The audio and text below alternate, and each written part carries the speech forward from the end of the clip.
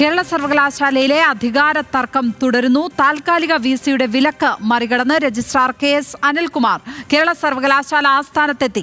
ഔദ്യോഗിക വാഹനത്തിലാണ് രജിസ്ട്രാർ എത്തിയത്. തനിക്ക് സ്വന്തമായി വാഹനമില്ലെന്നും സർവകലാശാലയുടെ വാഹനമേ ഉള്ളൂവെന്നും സർവകലാശാലയിൽ എത്തിയ KS അനിൽകുമാർ പ്രതികരിച്ചു.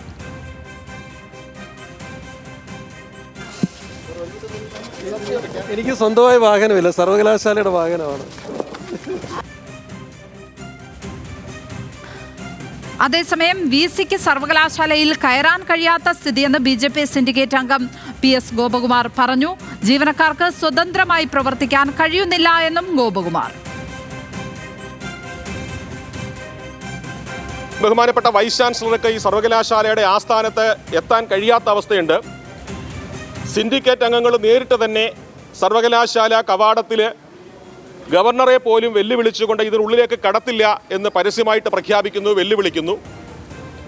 SFIയുടെ നേതൃത്വം അതുപോലെ തന്നെ ഈ വൈസ് ചാൻസലറെ ഈ സർവകലാശാലയ്ക്കുള്ളിലേക്ക് കാലുകുത്താൻ അനുവദിക്കില്ല, ആ നിലയിലുള്ള ഭീഷണി മുഴക്കുന്നു.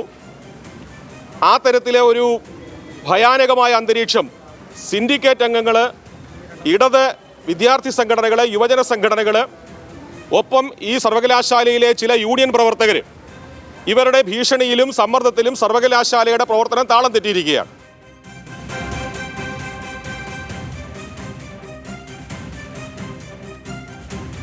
തിരുവനന്തപുരത്ത് നിന്ന് ഹാൻസ് ജോൺ ചേരുന്നു. ഹാൻസ്, ഈ BJP സിൻഡിക്കേറ്റ് അംഗത്തിന്റെ ഹർജിയിലാണ് ഇപ്പോൾ ഹൈക്കോടതി ചോദ്യങ്ങൾ ഉയർത്തിയിരിക്കുന്നത്. സുരക്ഷാ പ്രശ്നങ്ങൾ ഉയർത്തി അദ്ദേഹം നൽകിയ ഹർജിയിൽ ഈ ഭരണപ്രതിസന്ധി സംബന്ധിച്ച് ആരും ഹർജിയൊന്നും നൽകിയിട്ടില്ലേ? എന്താണ് അതുമായി ബന്ധപ്പെട്ട് ലഭിക്കുന്ന വിവരങ്ങൾ? അതിനെ ഏത് രീതിയിൽ കൈകാര്യം ചെയ്യാനാണ് വിവിധ സിൻഡിക്കേറ്റ് അംഗങ്ങൾ, അത് വിവിധ പാർട്ടികളുടെ സിൻഡിക്കേറ്റ് അംഗങ്ങൾ തീരുമാനിച്ചിരിക്കുന്നത്? ഇതിലേക്ക് തിരിച്ചെത്താം. ഇപ്പോൾ K രാജൻ മാധ്യമങ്ങളെ കാണുന്നു. അതിലെ ശൈലി സ്വഭാവം അനുസരിച്ചിരിക്കും.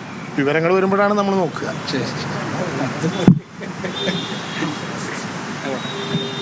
ഏത് വിഷയത്തിലാണ് അദ്ദേഹം പ്രതികരിച്ചത് എന്ന് മനസ്സിലാക്കാൻ കഴിഞ്ഞിട്ടില്ല. ഹാൻസ് ജോൺ തുടരുന്നുണ്ട്. ഹാൻസ്, സർവകലാശാലയിലെ ഭരണ പ്രതിസന്ധിയെ ഏത് തരത്തിലാണ് വിവിധ പാർട്ടികൾ, അവിടുത്തെ സിൻഡിക്കേറ്റ് അംഗങ്ങൾ, വിവിധ പാർട്ടികളുടെ സിൻഡിക്കേറ്റ് അംഗങ്ങൾ കൈകാര്യം ചെയ്യാൻ ഉദ്ദേശിക്കുന്നത്? എന്താണ് ലഭിക്കുന്ന വിവരങ്ങൾ നമുക്ക്?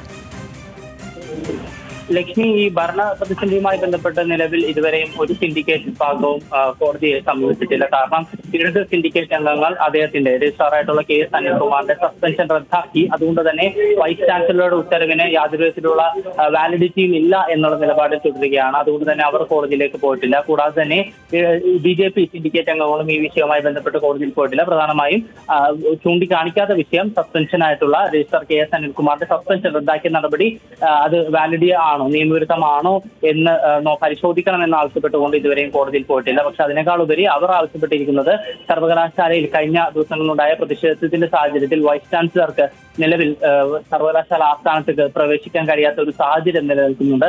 അതുകൊണ്ട് തന്നെ സർവകലാശാല ആസ്ഥാനത്തുള്ള സുരക്ഷ വർദ്ധിപ്പിക്കണം, അതിനുവേണ്ട നടപടികൾ കോടതിയുടെ ഭാഗത്തുനിന്ന് ഉണ്ടാകണമെന്ന് ആവശ്യപ്പെട്ടുകൊണ്ടാണ് BJP സിൻഡിക്കേറ്റ് അംഗമായിട്ടുള്ള PS ഗോപകുമാർ ഹർജി സമർപ്പിച്ചതും ഇന്ന് ആ ഹർജിയുടെ ഭാഗമായിട്ട് വീണ്ടും ഒരു വിശദമായ സത്യവാങ്മൂലം സമർപ്പിക്കണമെന്ന് ആവശ്യപ്പെട്ടുകൊണ്ട് തിങ്കളാഴ്ച സമർപ്പിക്കണമെന്ന് ആവശ്യപ്പെട്ടുകൊണ്ട് ഹൈക്കോടതി നിർദ്ദേശം നൽകിയിട്ടുള്ളത്. പക്ഷേ അപ്പോഴും കേരള സർവകലാശാലയിൽ ഭരണ പ്രതിസന്ധി തുടരുകയാണ്. ഏറ്റവും അധികം തിരിച്ചടി നേരിട്ടിരിക്കുന്നത് വൈസ് ചാൻസലറായിട്ടുള്ള ഡോക്ടർ മോഹനൻ കുന്നുമ്മലാണ്. കാരണം കഴിഞ്ഞ ദിവസമാണ് ഇത്തരത്തിൽ സർവകലാശാല ആസ്ഥാനത്ത് തൻ്റെ ഔദ്യോഗിക വാഹനത്തിലെത്തുന്ന രജിസ്ട്രാറായിട്ടുള്ള KS അനിൽകുമാറിൻ്റെ വാഹനം തടഞ്ഞു വയ്ക്കണമെന്ന് ആവശ്യപ്പെട്ടുകൊണ്ട് സെക്യൂരിറ്റി ഓഫീസർക്കും താൽക്കാലിക രജിസ്ട്രാർ ഇൻചാർജായിട്ടുള്ള ഡോക്ടർ മിനി കാപ്പനും മോഹനൻ കുന്നുമ്മൽ നിർദ്ദേശം നൽകിയത്. പക്ഷേ ആ നിർദ്ദേശം ഇപ്പോഴും സെക്യൂരിറ്റി ഓഫീസർ നടപ്പിലാക്കിയിട്ടില്ല. ഇന്ന് രാവിലെയും രജിസ്ട്രാറായിട്ടുള്ള KS അനിൽകുമാർ തൻ്റെ ഔദ്യോഗിക വാഹനത്തിൽ സർവകലാശാല ആസ്ഥാനത്തെത്തി. അതിനോടൊപ്പം തന്നെ മാധ്യമങ്ങളോടക്കം പ്രതികരിച്ചത് തനിക്ക് ആകെ ഒരു വാഹനമേ ഉള്ളൂ, ഔദ്യോഗിക വാഹനമാണ്, ആ വാഹനത്തിൽ തന്നെയാണ് താൻ ഇവിടെ എത്തിയത് എന്നുള്ള പ്രതികരണമായിരുന്നു KS അനിൽകുമാറിന്റെ ഭാഗത്തുനിന്നുണ്ടായത്. അദ്ദേഹം ഇപ്പോൾ സർവകലാശാല ഓഫീസിൽ പ്രവേശനം മാത്രമല്ലല്ലോ അവിടെ വിഷയം, വിദ്യാർത്ഥികളുടെ പരീക്ഷ അടക്കമുള്ള കാര്യങ്ങളുണ്ട്, അവയുമായി ബന്ധപ്പെട്ട ഫയൽ നീക്കങ്ങൾ നടത്താനുണ്ട്, സർട്ടിഫിക്കറ്റുകൾ വിതരണം ചെയ്യാനുണ്ട്. ഇതിലൊക്കെ ഏത് തരത്തിലുള്ള പ്രവർത്തനങ്ങളാണ് അവിടെ നടക്കുന്നത്? അക്കാര്യങ്ങളൊക്കെ ഇപ്പോൾ മന്ദഗതിയിലാണോ അതോ സ്തംഭിച്ച അവസ്ഥയിലാണോ? ഈ രണ്ട് രജിസ്ട്രാർമാർ ഉള്ള നിലയ്ക്ക് ആ കാര്യങ്ങളൊക്കെ എങ്ങനെയാണ് അവിടെ നിർവഹിക്കപ്പെടുന്നത് ഇപ്പോൾ? ലക്ഷ്മി, ഈ സർട്ടിഫിക്കറ്റ് മൂവ്മെൻറ്റുമായി ബന്ധപ്പെട്ട് പ്രതിസന്ധി തുടരുന്നു എന്നുള്ള വിവരം തന്നെയാണ് നമുക്ക് ലഭിക്കുന്നത്. കാരണം ഇവിടെ 2 പ്രതിസന്ധികളാണ് നിലനിൽക്കുന്നത്. ഒന്ന്, രജിസ്ട്രാറായിട്ടുള്ള KS അനിൽകുമാർ തുടരുന്നു. അദ്ദേഹത്തിൻ്റെ ഫയലിംഗ് സിസ്റ്റം അടക്കം തടയാനുള്ള ശ്രമങ്ങൾ വൈസ് ചാൻസലറുടെ ഭാഗത്തുനിന്നുണ്ടാകുന്നു. അതിനോടൊപ്പം തന്നെ അദ്ദേഹത്തിന് ഫയലുകൾ നൽകരുതെന്നുള്ള നിർദ്ദേശം ജോയിൻറ്റ് രജിസ്ട്രാർമാർക്ക് നൽകുന്നു. ഫയലുകളും അതിനോടൊപ്പം തന്നെ പേപ്പർ ഫയലുകളും രജിസ്ട്രാറുടെ കൈവശം എത്താത്ത സ്ഥിതിയിലേക്ക് പോകുന്നു. പക്ഷേ അതിനോടൊപ്പം തന്നെ ഇപ്പോൾ നിലവിൽ ഫയലിംഗ് സിസ്റ്റത്തിൻ്റെ അഡ്മിൻ അധികാരമുള്ളത് രജിസ്ട്രാറായിട്ടുള്ള KS അനിൽകുമാറിനാണ്. അതുകൊണ്ട് തന്നെ ചില ഫയലുകൾ ജോയിൻറ്റ് രജിസ്ട്രാറായിട്ടുള്ള KS അനിൽകുമാറിന് അയക്കുന്നുണ്ട്. പക്ഷേ ആ അയക്കുന്ന അല്ലെങ്കിൽ അദ്ദേഹം പരിശോധിക്കുന്ന ഫയലുകളൊന്നും തന്നെ പരിഗണിക്കാത്ത സ്ഥിതിയാണ് വൈസ് ചാൻസലറുടെ ഭാഗത്തുനിന്നുണ്ടായത്. അതിനോടൊപ്പം തന്നെ ജോയിൻറ്റ് രജിസ്ട്രാർമാർക്ക് മറ്റൊരു നിർദ്ദേശവും വൈസ് ചാൻസലർ നൽകിയിട്ടുണ്ടായിരുന്നു. തനിക്ക് നേരിട്ട് അയക്കാതെ താൻ നിയമിച്ച താൽക്കാലിക രജിസ്ട്രാർ ഇൻചാർജ് ആയിട്ടുള്ള ഡോക്ടർ മിനി കാപ്പൻ വഴി മാത്രം ഫയലുകൾ തനിക്ക് അയച്ചാൽ മതി എന്നുള്ള നിർദ്ദേശവും നൽകിയിട്ടുണ്ട്. പക്ഷേ അവിടെയും സ്തംഭനം നിലനിൽക്കുന്നു.